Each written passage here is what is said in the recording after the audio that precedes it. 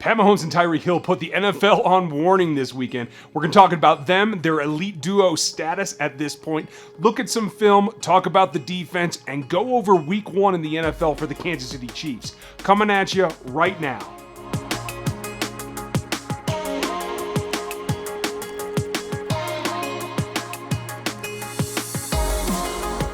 Nice to see you. I'm Ryan, and this is RGR Football. If you're new, welcome. If you're been here before, welcome back. So we have a lot to talk about. The Chiefs got off to a great start for their 2018 season by going out to LA and beating up the Chargers.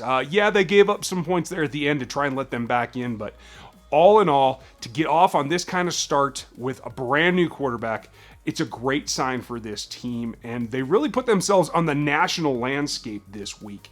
We're going to talk about that, and I've got some film review for you from the All-22 now that it's come out. We're going to have to talk about the defense. But before we get going, I want to say, starting to take on some partnerships, some sponsors as well. If you want your business featured here, just let me know. Today we're talking about BKS Artisan Ales.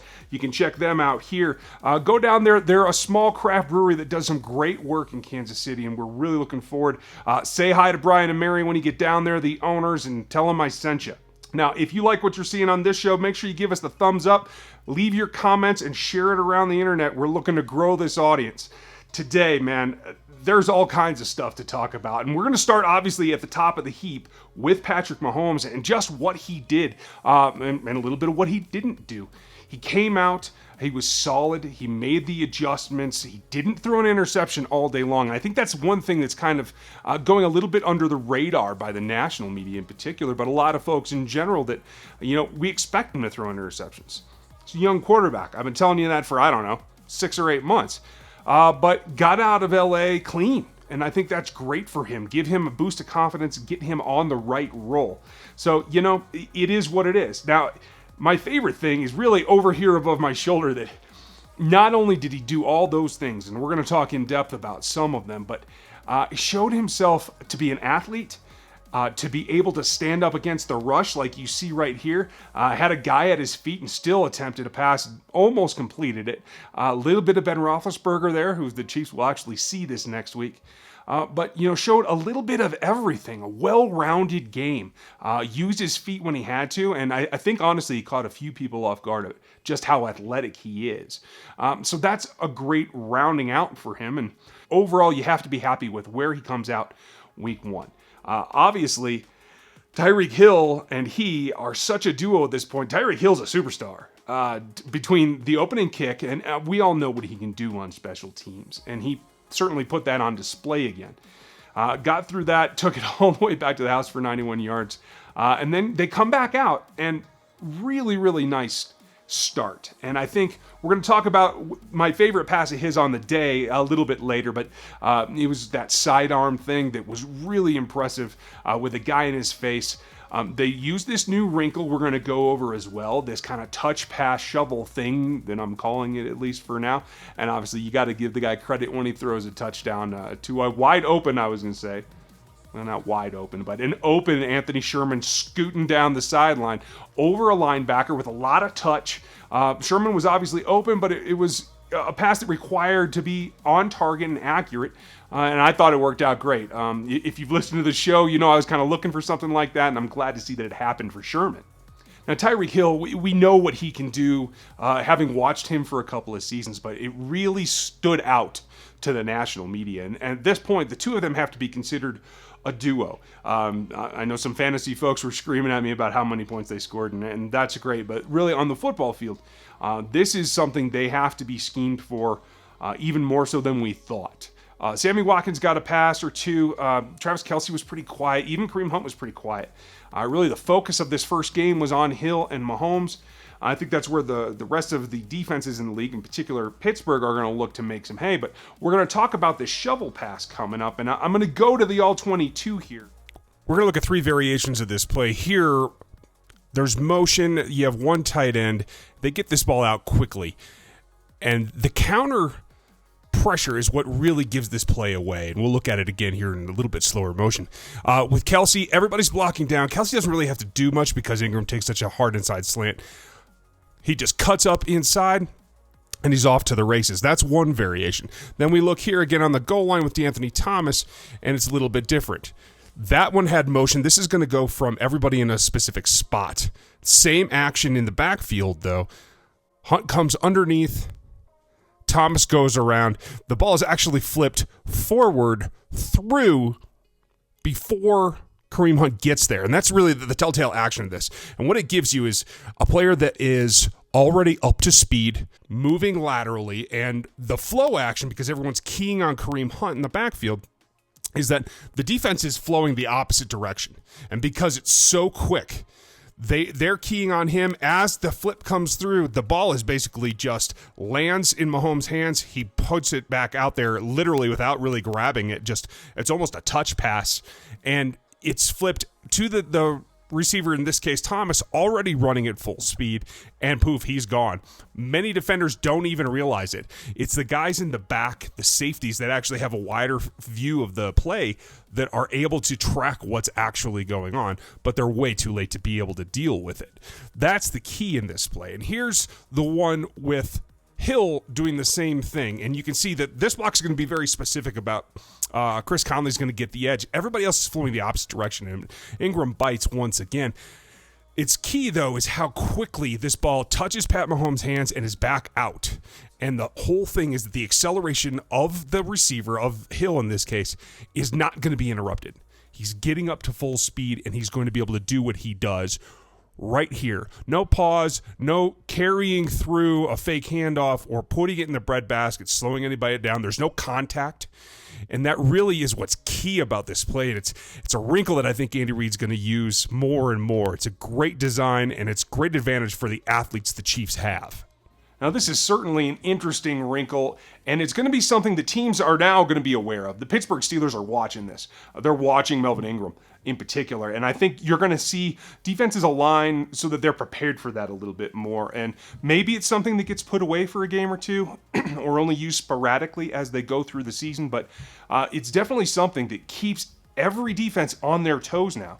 And you can't count on who's split out, because that crossing action is just tough to defend. And you can see that it's going to be something going forward. I think what Andy's doing is using that to set up some other things too. Now the handoff gets a little bit looser, can hit the opposite edge a little bit better. And honestly, I'm waiting particularly when they run that out of 11 personnel and they have somebody up for a jump ball or a corner route with Kelsey or with Sammy Watkins or with Conley or with Robinson. They have all these options. And now that the focus is being drawn back into the middle, it sets Andy up for what he wants to do as variations off of that. And this is really nice to see this kind of groundwork being laid so early in the season. It's obviously going to be a focus for film work for opposite teams, and it's going to lead to good things for this team. Now, this is my favorite play of the day, and we're going to talk about it in specific as we look at the film. But just remember, this is a kid that comes from a baseball background. His movement, his muscle memory is all geared towards going through these things where one foot is on the ground, one is off, kind of like a shortstop fielding a grounder, and coming back through in a position where you've already picked up a ball, imagine baseball, and you're trying to get that ball out of there. Well, in pressure situations, when you're trying to unload the ball quickly and you can't get all the way cocked back in your normal throwing position, that's really what Patrick Mahomes reverts to. And it's clear to see from passes like this that he's got not only the power to deliver that without having his legs into the throwing motion, but he's also got the accuracy. And it just comes from all those years playing baseball at a high level. Obviously, we know his dad is a former baseball player, and so that's ingrained in him. In fact, I think I said it on the podcast this week too. I hope he spends a little time with his dad, because Patrick needs to learn to slide. This is a key thing for him. He gave himself up in a couple of ways that could have got him seriously injured against the Chargers. In particular, when he turns his back to oncoming defenders. And that's something the Pittsburgh Steelers are going to be all over that. But so are the Broncos, and the Raiders in particular are going to be. So keep an eye out for that. Patrick's got to learn to get down feet first and protect himself above all other things. Because as we see, this offense runs through him. This pass is beautiful. Hill's going to be in motion. The linemen are trying to communicate, but they're having a problem. LDT and Morse are going to step away from the nose who's shaded in between them, and he's going to get penetration immediately. The fact that it's play action is going to further complicate this issue, and it's going to leave a lineman in Mahomes' face. And what he has to do is not plant his back foot. He doesn't have time. He slings it sidearm, just like a shortstop, just like the way he was brought up and his experience. And it's something that probably no other quarterback in the league can actually pull off. And this is an envelope that the line has to fix, but it's beautiful to see Pat Mahomes do this, and I think we're going to see it a lot more. Now, as we know through this preseason, the rotisserie going on in the secondary is something to be concerned about, and certainly they had some struggles. While Keenan Allen is a prolific pass catcher, he certainly ran circles around a couple of guys. Orlando Scandrick got the worst of it, I think. But there were still some miscommunications. In particular, Parker and Armani Watts at one point had a miscommunication. Parker got turned a couple of times. I mean, don't get me wrong, Ron is still the best safety to be on this field right now for this roster, but he still got some limitations too. He often has a misstep or turns the wrong way, and he has to recover. Although I will give him that had that ball been caught on him where he turned the wrong way, he did come back in there looking to punch that thing out pretty well, and I suspect that he would have gotten that done. So just a note on that. Ron Parker's presence settled this secondary down. I think this could have been a lot worse and might have been a much tighter game if Ron Parker had not been there. I want to talk about what they did pass rush wise, because Dee Ford had a decent game, produced a lot of pressure, a sack and 4 hits. And that's impressive. That's what Dee Ford needs to do. To my eye, he looked quick, he looked athletic, and he looked comfortable, and I think that's key for Dee Ford. Where he struggled over the years is when he's in pain and he's not able to produce that much. It's also a contract year, so he's got plenty of motivation. The way they moved him around, we're going to talk about here in a clip coming up, about how they're going about manipulating some of the fronts. And that's going to be very interesting. Still, there's a lot of dropping into coverage for the outside backers. There was this time too, particularly Justin Houston, who had kind of a slow game to get off to the season. I'm not sure he was 100%, but let's take a look at this defensive formation. This play is one of my favorite things we've seen from Bob. The linebackers are all inside. Alan Bailey and Derek Nottie are outside in wide 9 techs, and they're all going to rush or show rush. And what it lets them do is get Houston and Ford on guards, and you see the penetration right away. Unfortunately, the Chargers had a great call on for this with that screen, so they got penetration, but the ball is out and away, and you had a guy come up, and Hitchin makes a great play as he comes up to save that screen, but look for more of this from Bob. Now remember, I don't have a good name for that, if you guys do, leave it down in the comments. And if you like this video or what you're seeing, make sure you give me a thumbs up if you would. That helps me get found across YouTube everywhere, and it helps everybody else enjoy this kind of stuff. So appreciate that very much. And going forward, we're going to have more and more. I'm going to do some lives. I didn't get that scheduled the first week because it's just so hectic with the first week game. So look for that in the coming weeks, and I'll try to get those announced as well.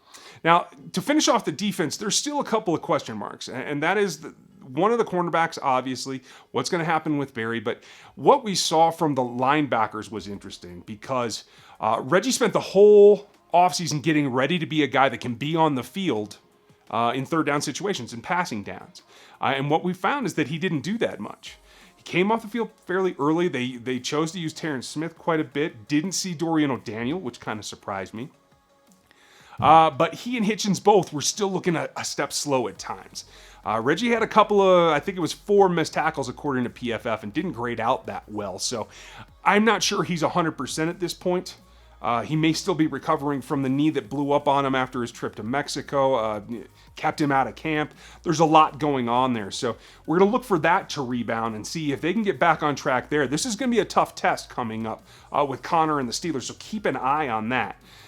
Beyond that, Neiman's the only guy that's hurt right now, and we'll get an update from that. Make sure you check out the Locked On Chiefs podcast for breaking news on that kind of stuff. But want to know if you guys liked this and this kind of film review piece. Let me know in the comments, and we'll see if I can do it again. It is a little bit labor intensive, but I enjoy doing it. So it leads to a longer video, and I know some of you have been looking for that as well. Going forward, I want to look at what they're going to be able to do, what the wrinkle's going to be, how they're going to adjust the offensive line. There were definitely some miscues there. We'll touch on some of those for the game plan video later this week. And I appreciate you guys watching, and I'll talk to you then.